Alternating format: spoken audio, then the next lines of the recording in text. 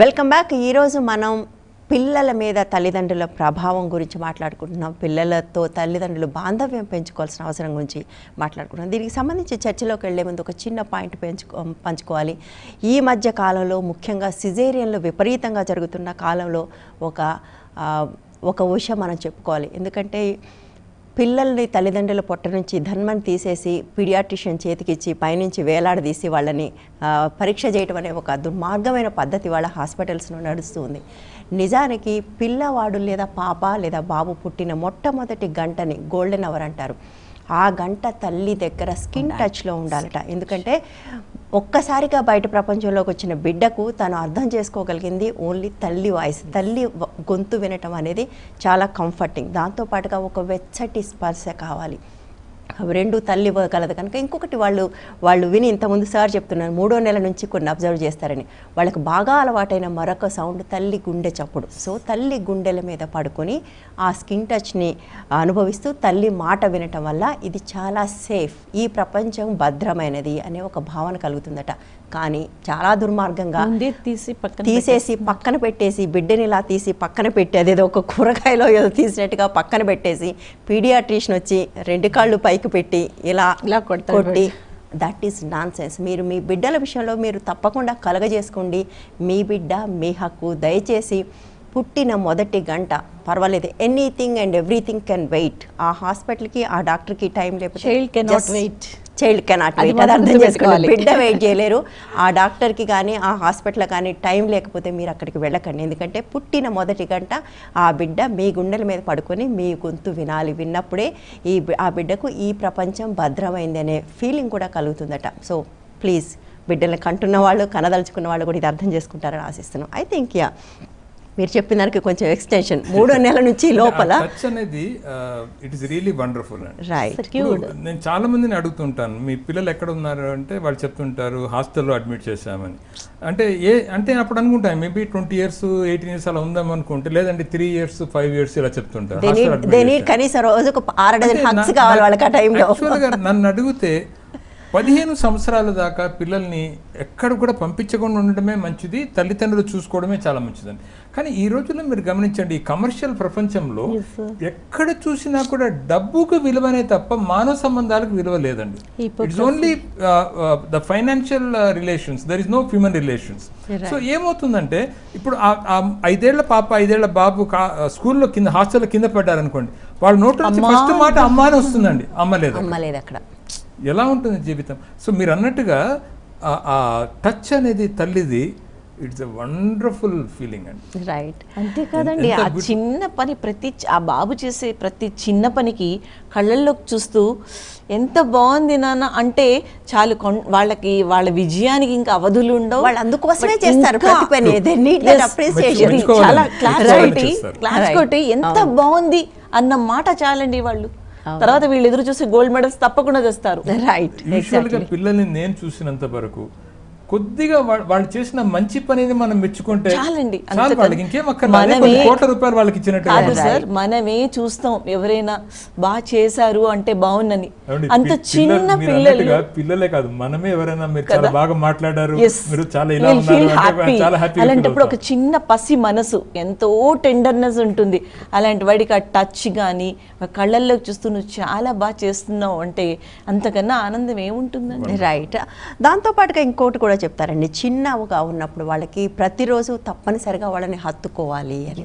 రోజు కనీసం కొన్నిసార్లు అయినా ఆ హత్తుకోవటం అనేది. ఇంత ముందు మీకు ఒక మాట చెప్పాను, ఆ టచ్ అనేది this exactly what I meant. ఇప్పుడు ఒక పసిపాపని అత్తగారు ఎత్తుకోవడమో లేదా పిన్ని ఎత్తుకోవడమో ఇంకెవరు ఎత్తుకోవడమో అది ఒక విధంగా ఉంచండి. కానీ ఆ తల్లి ఎత్తుకున్నప్పుడు మీరు చూసారా, ఆ టచ్ చూసారా, it has no match. Exactly. In fact ఈ సందర్భంగా ఇంకొకటి కూడా చెప్పాలండి, చాలామంది ఈ మధ్యకాలంలో పుట్టిన పిల్లలకి తప్పకుండా మసాజ్ చేయించాలి అని నమ్ముతున్నారు, చేయిస్తున్నారు. బట్ మసాజ్ పని వాళ్ళతో చేయిస్తున్నారు. ఎంత టైం ఉన్నా మీరు అమ్మ కానీ అమ్మమ్మ కానీ నానమ్మ కానీ నాన్న కానీ తాతయ్య కానీ మీరే చెయ్యండి, ఎందుకంటే వాళ్ళకి ఆ తేడా తెలుస్తుంది, మీరు ప్రేమతో చేస్తున్నారా పనిగా చేస్తున్నారనే తేడా పిల్లలకు అర్థమవుతుంది. డ్యూటీలా చేస్తారు కదండి. రైట్. అదే మనం చేస్తే ఎంతో అపురూపంగా చేస్తాం. ఆ టచ్ కూడా వాళ్ళకి చాలా అది ఇష్టం. చాలా And that gentle makes a huge difference in a child infant life. మీరు పిల్లలకు మసాజ్ చేసినప్పుడు కుటుంబ సభ్యులే చేయండి, వాళ్ళతో మాట్లాడుతూ చేయండి, బాగా తోమేయటం ముఖ్యంగా. మీకు ఏమీ రావాల్సిన అవసరం కూడా లేదండి. అది ఎక్కడ ఒక్క విషయం నేను చెప్తాను, చాలా మంది చెప్తారు ప్రతి ఒక్కటి మనకి ట్రైనింగ్ ఉండాలి, నేర్చుకోవడం. ఒక తల్లికి మాత్రమే ఏ ట్రైనింగ్ అవసరం లేదు, ప్రేమ ఉంటుంది కనుక ఆటోమేటిక్ గా అది వచ్చేస్తుంది, ఇంప్లిమెంట్ చేస్తాం. రైట్. ఒక కాల్ తీసుకుందాం అండి. హలో హలో చెప్పండి. హలో చెప్పండి. సార్ గారితో ఒకసారి మా బాబు గురించి అడగాల మేడం. ప్లీజ్ గో హెడ్, చెప్పండి. మా బాబు ఏమో ఇప్పుడు బీటెక్ మేడం, పెద్ద బాబు బీటెక్ చదువుతున్నాడండి. ఓకే. నేను ఇంట్లో వినట్లేదు, కౌన్సిలింగ్ ఇట్లా ఏమైనా సార్ లేదని ఉంటారా అని. ఏ ఇయర్ చదువుతున్నారండి BTech? BTech second year madam. Exactly. Backlogs ఏమన్నా ఉన్నాయండి? బ్యాక్లాగ్ లాస్ట్ ఇయర్ మొత్తం బ్యాక్లాగే ఉన్నాయి సార్, పోవట్లేదు, కాలేజీ పోనని కూర్చున్నాను సార్ ఇప్పుడు. ఓకే. మేబీ కొన్ని ఈ టీనేజర్స్కి ఆ టీనేజ్ లెవెల్ నుంచి బయట వచ్చిన వాళ్ళకి కొన్ని ప్రాబ్లమ్స్ ఉంటాయండి. The example I can give you psychopathic disorder అని అంటాము. ఇటువంటి సమస్యలు వచ్చినప్పుడు వాళ్ళు చెడు అలవాట్లకు గురి కావడము, లేదా ఇంకా కొత్త చెడు అలవాట్లు చేసుకోవడం, ఇవన్నీ చేస్తుంటారండి. మీకు టైం ఉంటే ఒక మంచి సైకాలజిస్ట్ని కలవండి. వాళ్ళు సైకలాజికల్ ప్రొఫైల్ తీసుకొని ముందుగా మీకు చెప్పేది ఏంటంటే ఆ బాబులో ఉన్న సమస్యలు ఏంటో మీకు చెప్తారండి. తర్వాత మీరు, మీ శ్రీమతి గారు, డాక్టర్ గారు, మీరు ముగ్గురు కలిసి కూర్చొని ఆ బాబుని ఎలా బాగు చేయాలి అనేది మీరు ఆలోచన చేయండి. అంటే ఇక్కడేంటి, బాబు బిహేవియర్ చేంజ్ చేయడం కాదండి, ఇక్కడ మీరిద్దరూ ఎలాగ బాబుతో ఉండాలి అనేది. అది ఎప్పుడైతే సైకాలజిస్ట్ మీ వివరంగా చెప్తారో ఆ విధంగా మీరు బిహేవ్ చేయడం వల్ల ఆ బాబులో తప్పకుండా మార్పు రావడానికి అవకాశాలు ఉన్నాయండి. కానీ లేట్ చేశారు మీరు. బీటెక్ సెకండ్ ఇయర్ దాకా ఎందుకు వెయిట్ చేశారో నాకు తెలియడం లేదండి. ఇటువంటి ప్రాబ్లమ్స్ మీరు పసిగట్టగానే తల్లిదండ్రులుగా వెంటనే మీరు ఒక ప్రొఫెషనల్ హెల్ప్ తీసుకోవడం అనేది చాలా చాలా మంచిదండి.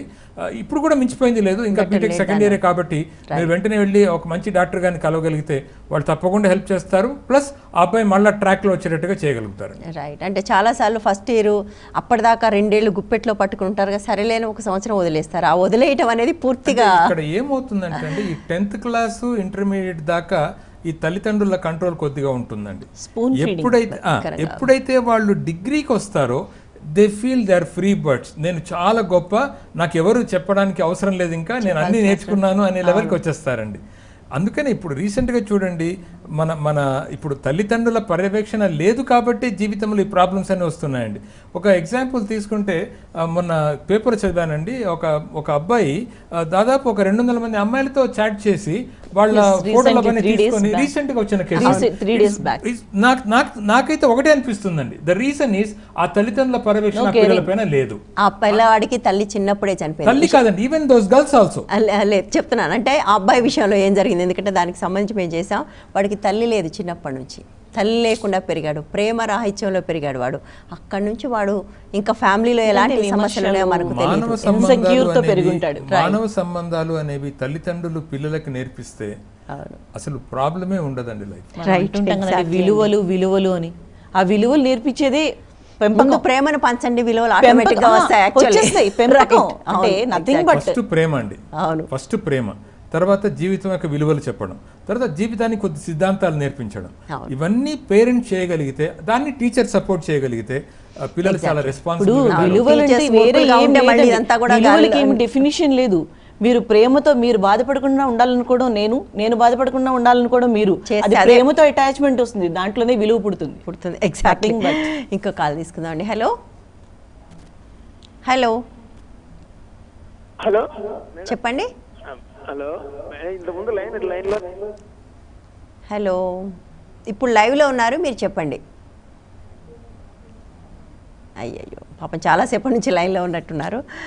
యా, అంటే ఒకటండి, కొంతవరకు తల్లిదండ్రుల బాధ్యత. ఆఫ్ కోర్స్ న్యాచురల్గా బిడ్డ అనేది పుట్టిందే, తల్లిదండ్రులు చలం ఒక మాట అంటాడు, మీరు మీ బిడ్డ కోసం మీ మొత్తం జీవితాన్ని ఇవ్వడానికి సిద్ధంగా లేకపోతే బిడ్డల్ని కనకండి అంటారు.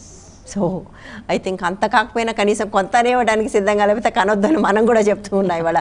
ఒక పార్ట్, మీ లైఫ్లోంచి ఒక పార్ట్ని తప్పకుండా, మీ డబ్బులోంచి కాదు, మీ లైఫ్లోంచి ఒక పార్ట్ ఇవ్వటం అనేది చాలా తప్పనిసరి అనేది.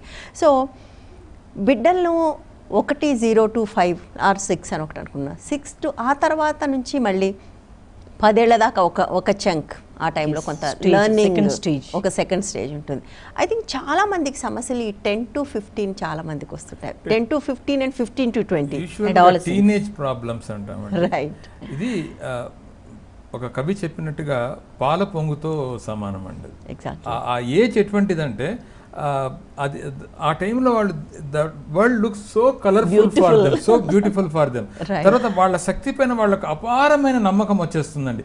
నేను ఏదైనా కూడా సాధించగలను. నిన్న ఒక అబ్బాయి చెప్తున్నాడు వాళ్ళ ఫాదర్తో, చాలా పెద్ద ఫ్యామిలీ అండి వీళ్ళది, చెప్తున్నాడు, నాకు మీరు ఒక 5 లక్షలు 10 లక్షలు ఇప్పించండి, మీ కొద్ది రోజులప్పుడే నేను డబల్ చేసి చూపిస్తాను అంటాడు. 5-10 లక్షలు కొద్ది రోజులు 5-10 లక్షలు డబల్ చేసేస్తే ప్రతి ఒక్కరు బిజినెస్ చేయొచ్చండి. ఇంకా అంటే తెలియని వయసు అండి అది. ఆ వయసులో తెలియచెప్పే వాళ్ళు ఆ టైంలోనే టీచర్స్, పేరెంట్స్, తర్వాత ఇంట్లో బంధువులు, స్నేహితులు, వీళ్ళందరూ కూడా ఆ అబ్బాయి కానీ అమ్మాయి కానీ కరెక్ట్గా జీవితం నేర్పించగలిగితే అసలు ఈ ప్రాబ్లమ్స్ ఏవి కూడా ఉండవు. రైట్. ఇన్ఫాక్ట్ ఆ టైంలో వాడికి చెప్పాలి, నువ్వు 5 లక్షలు 10 కాదు 100 కోట్ల రూపాయలు చేసిన అవసరం లేదు. This is not time to make money. అది ఇంకెప్పుడో future. This is not time to make money. ఇప్పుడు చేయాల్సిన పనుల వయసులో క్లారిటీ చాలా మందికి ఉండదండి. తల్లిదండ్రుల తప్పు ఏంటంటే అండి, నాకు తెలిసినంత వరకు ఒక విధంగా తల్లిదండ్రులు పిచ్చివాళ్ళ అనిపిస్తుందండి. ఏవైతే తమ చిన్నతనంలో వాళ్ళు మిస్ అయ్యారో పిల్లలు మిస్ కాకూడదు అని చెప్పి ఆ పిల్లలకి వీళ్ళు అన్నీ అందిస్తారండి. ఇప్పుడు ఒక ఫ్యామిలీని తీసుకుందాం. భర్త బయట చాలా కష్టపడతాడండి, తన రక్తాన్ని చెమటగా మార్చుకొని ఒక డబ్బు సంపాదించి ఒక చేపను తీసుకొని వచ్చి ఇంట్లో భార్యకి ఇస్తాడండి. ఆమె మంచి వంటగత్త అండి, చాలా బాగా చేపకూర వండుతుందండి. చక్కగా ఆమె చేపకూర చేయడం వల్ల పిల్లలందరూ బాగా తినేస్తారండి. నేను అనడం ఏంటంటే, పిల్లలకి చేపను తీసుకొచ్చి ఇవ్వడమో వంట చేసి పెట్టడమో గొప్ప కాదండి. పిల్లలకి చేపను ఎలా పట్టుకోవాలో నేర్పించడం అనేది it is very very important, which no parent is doing. Right. అవును, అందరూ మంచి చేప ఎంత కష్టపడితే వస్తుంది. ఒక కాల్ తీసుకుందామండి. హలో. హలో అండి, చెప్పండి. Afternoon madam. గుడ్ ఆఫ్టర్నూన్ అండి, చెప్పండి. మా పాప ఏజ్ అరౌండ్ 2 years 3 months అండి. ఓకే. హలో. పాప హలో. పాప 2 years 3 months, చెప్పండి. అవునండి, అంటే పిల్లల్ని ఎట్లాంటి స్కూల్లో వేయాలి, ఎలా పెంచాలి అనేది అసలు చాలా కష్టంగా ఉందండి. 2 years మీరు అయ్యా, నా రిక్వెస్ట్ ఏంటంటే 2 సంవత్సరాల పాపకి 2 సంవత్సరాలకే ఏ ఫీల్డ్ లో వేయాలనేది ఇప్పుడు ఆలోచన చేయకండి. మీరు ఎలాంటి స్కూల్ అంటున్నారండి? ఏ ఫీల్డ్ లో వేయాలి స్కూల్ ఉన్నారా? నేను అనడం ఏంటంటే, మామూలుగానే మీరు పిల్లల్ని ఏ స్కూల్కి వెళ్తారో అక్కడ మీ ఏరియాలో ఉన్న ఒక మంచి స్కూల్ ఏ పేరుందో అక్కడ జాయిన్ చేయించి మీరు చదివించండి. By the time they come to about nearly ఒక 12 years 15 years వచ్చినప్పుడు వాళ్ళకే ఇంట్రెస్ట్ వస్తుందండి. పిల్లలకి సైన్స్లో ఇంట్రెస్ట్ ఉండొచ్చు, కొద్దిమందికి మ్యాథమెటిక్స్లో ఇంట్రెస్ట్ ఉండొచ్చు, కొద్దిమందికి ఆర్ట్స్లో ఇంట్రెస్ట్ ఉండొచ్చు. సో మీరు తల్లిదండ్రులుగా మీరు టీచర్స్తో కన్సల్ట్ రెగ్యులర్గా చేస్తూ ఆ పిల్లలకి ఏ సబ్జెక్ట్లో ఇంట్రెస్ట్ ఉందో తెలుసుకుంటూ దాంట్లో వాళ్ళని ఎంకరేజ్ చేయగలిగితే ఆటోమేటిక్గా వాళ్ళ పైకి వచ్చేస్తారు. రైట్. రెండోదండి, మదర్ హౌస్ వైఫ్ అయితే అంటే జాబ్ చేయకపోతే గనక ఆ పాపని ఫస్ట్ స్టాండర్డ్ వరకు కూడా ఇంట్లో చక్కగా అంటే ప్రీ స్కూల్ అనేది మర్చిపోయి తనంతట తను ట్రైనింగ్ ఇస్తే వాళ్ళే బెస్ట్ చిల్డ్రన్ అవుతున్నారండి. ఎందుకంటే బర్డెన్ అనేది స్కూలింగ్లోనే స్టార్ట్ అవుతుంది. అక్కడ కూడా వాళ్ళు ఏమి అంటే ప్లే స్కూల్స్ కొన్ని చాలా అంటే హెడ్ డౌన్ పెట్టించేస్తారు. ఒక ½ an hour నర్సరీ రైమ్స్ అవి చెప్తారు. ఆ తర్వాత వాళ్ళకి బోర్ అనమాట వీళ్ళని భరించటం. హెడ్ డౌన్ పెట్టించేస్తారు ఆ టేబుల్స్ మీద, బల్ల మీద తలంతా పెట్టి ఎంత నొప్పెట్టినా వాళ్ళు తల పైకెత్తడానికి వీలుండదు. ఈ 22 మందినో 18 మందినో 15 మందినో అంటే వాళ్ళు ఒక రకమైన బాసిజం ఉంటుంది ఆ పిల్లల మీద. అంటే మీ పిల్లవాడు లొంగిపోయి తప్పనిసరిగా అన్ని భరించటం అనేది అప్పుడే మొదలైపోతుంది. సో అలాంటి ప్రాబ్లమ్స్ లేకుండా ఉండాలంటే చక్కగా అమ్మ ఒళ్ళో ఆడుకుంటూ, ఇప్పుడు ఫోనెటిక్స్ క్లాసెస్ ఉంటాయండి, నర్సరీ టైమ్స్ ఉంటాయండి, బుక్స్ ఉంటాయి. మినిమం ఎడ్యుకేషన్ తల్లికి ఉంటే ఏ ప్లే స్కూల్స్ అవసరం లేదండి. డైరెక్ట్గా మీరు ఫస్ట్ స్టాండర్డ్కి వేసి చూడండి. ఒక 3 years మీరు కష్టపడాలి. కాకపోతే ఆ కష్టం అది కష్టం కాదండి, ప్రేమతో మీరు ఎంజాయ్ చేస్తూ ఆ పిల్లవాడిని డెవలప్ చేయొచ్చు. రాత్రి పడుకునేటప్పుడు మంచి కథలు చెప్పటం, సాయంత్రం ఆడిస్తూ అన్నం తినిపిస్తూ నర్సరీ రైమ్స్ నేర్పించటం, చక్కగా ఆడుతూ పాడుతూ పిల్లవాడు డెవలప్ అవుతాడు. అన్నీ మీరు జీకేతో సహా మీరు ఆడుతూ పాడుతూ చెప్పొచ్చు. మినిమం నేర్పించాల్సినవన్నీ ముందు మీరు నేర్పించుకుని అప్పుడు మంచి స్కూల్, మీకు ఏ సిలబస్ ఇష్టమో తన ఆ ఐక్యూని బట్టి మీరు తన స్కూల్ సెలెక్ట్ చేసుకుని మీరు పంపించినట్లయితే బెస్ట్ అండి. రైట్. యాక్చువల్గా ప్రీ స్కూల్ మెథడ్కి సంబంధించి ప్రపంచవ్యాప్తంగా ఒక గొప్ప మెథడ్ ఉందండి, మాంటిసోరీ మెథడ్ అంటారు. సో ప్లీజ్ పిల్లల్ని అక్కడికి పంపించండి. వాళ్ళకి 5 ఏళ్ళు నిండేదాకా చేతికి పెన్ను పెన్సిల్ కూడా ఇవ్వరు. మా పక్కింటి పిల్లాడు 3వ సంవత్సరానికి ABCDలు రాస్తున్నాడు, మా వాడికి రాలేదు, వాడి పేరు కూడా రాశాను 4 ఏళ్ళకి, మా వాడికి రాలేదని ఫీల్ అవ్వకండి. 5 ఏళ్ళు నిండిన తర్వాత 1 డేలో నేర్పించేస్తారు వాళ్ళు, ఎందుకంటే ఆ పునాదంతా వాళ్ళు ఇస్తూ ఉంటారు. సో ఏదైనా ఒక బెస్ట్ మాంటిసోరీ స్కూల్ చూసి జాయిన్ చేయండి, పిల్లలు ఎంజాయ్ చేస్తారు, చాలా నేర్చుకుంటారు. ఇంతకుముందు సార్ కూడా చెప్తున్నారు, చదువే నేర్పుతున్నారు, లైఫ్ స్కిల్స్ నేర్పట్లేదు. మేనేజ్ అంతా వచ్చేస్తుంది మాంటిసోరీ అయితే. యాక్చువల్లీ వాళ్ళు లైఫ్ స్కిల్స్ నేర్పుతారు. మీకు తెలుసో లేదో మీ ఇంట్లో గిన్నెలు ఎలా కడగాలో కూడా నేర్పిస్తారు, అక్కడి నుంచి వాళ్ళు నేర్పిస్తారు. ప్లీజ్ పిల్లల్ని దయచేసి, ఇంతకుముందు ఆ బాబు ఎవరు 5 ఏళ్ల బాబు చదువుంటే భయపడిపోతున్నట్ట, అంత భయపడిపోయే పరిస్థితి పిల్లలకి తీసుకురావద్దు. హాయిగా ఆడుతూ పాడుతూ నేర్చుకునే చోటకి పంపించండి. 5 ఏళ్ల తర్వాత వాళ్ళకి అప్పుడు కంఫర్టబుల్గా 10 ఏళ్ల తర్వాత అప్పుడు వేరే స్కూల్ గురించి ఆలోచించవచ్చు. దయచేసి పిల్లల్ని మాత్రం అలా వాళ్ళని, మేడం చెప్తున్నారు వింటే అర్థమవుతూ ఉంటుంది, మనకు తెలియదు స్కూళ్ళల్లో ఏం జరుగుతుంది. చిన్న పిల్లల్ని లొంగదీయటం కోసం వాళ్ళు ఏమేం చేస్తారు, వాళ్ళ పిల్లల్లో ఎంత భయాన్ని నింపుతారు, భయపెట్టి పిల్లల్ని ఎలా వాళ్ళ చేతుల్లోకి తీసుకుంటారు, అవన్నీ చాలా దారుణమైన విషయాలు. అలాంటి చోటకి పిల్లల్ని దయచేసి పంపించండి. కొన్ని డే కేర్ సెంటర్స్ ఉంటాయండి, బేబీ కేర్ సెంటర్స్, ఈ నల్ల మందు అంటారు కదా ఓపియం, అది వేసేస్తారండి నిద్రపుచ్చటానికి. వాళ్ళు తింటారో లేదో కూడా అక్కడ యాజమాన్యం ఎవరుంటారో వాళ్ళు పట్టించుకోరు. ఆయాలు తీసుకెళ్ళి బయట పారేసి మీ పాప కడుపు నిండా తినేసిందని చెప్తారు. వాళ్ళ బ్రెయిన్ ఎలా డెవలప్ అవుతుంది? ఎందుకంటే మీరు అనుకుంటారు ఇంట్లో తినేసింది హాయిగా వచ్చేసి ఏదో కొంచెం పెట్టేసి మీరు నిద్రపుచ్చేస్తారు మీ టైం వేస్ట్ అవ్వకుండా ఉండటానికి. సో అందువలన దయచేసి ఎక్కడ జాయిన్ చేసినా అక్కడ ఎలా ఉంది అనేది మాత్రం మీరు అబ్జర్వ్ చేయండి.